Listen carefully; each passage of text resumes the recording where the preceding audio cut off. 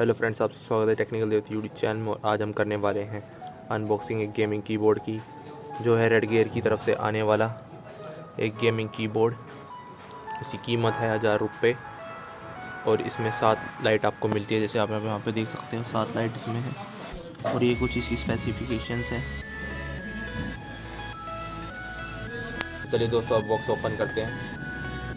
मेरा बॉक्स हम ओपन करते हैं और ये रहा कीबोर्ड।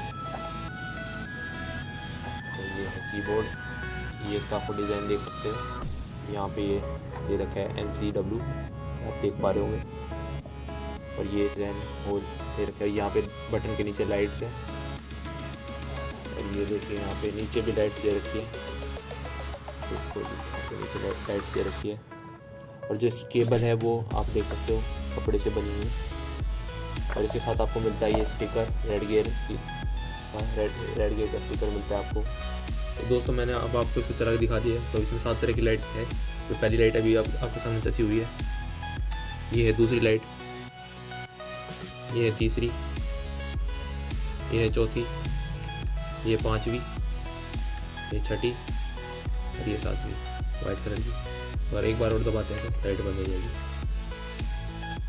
इस वीडियो को लाइक कर दीजिए और शेयर कर दीजिए और चैनल को सब्सक्राइब कर दीजिए और बेल आइकन भी प्रेस कर दीजिए ताकि आपको आने वाली लेटेस्ट वीडियो की नोटिफिकेशन मिलती रहे। मिलते हैं अगली वीडियो में।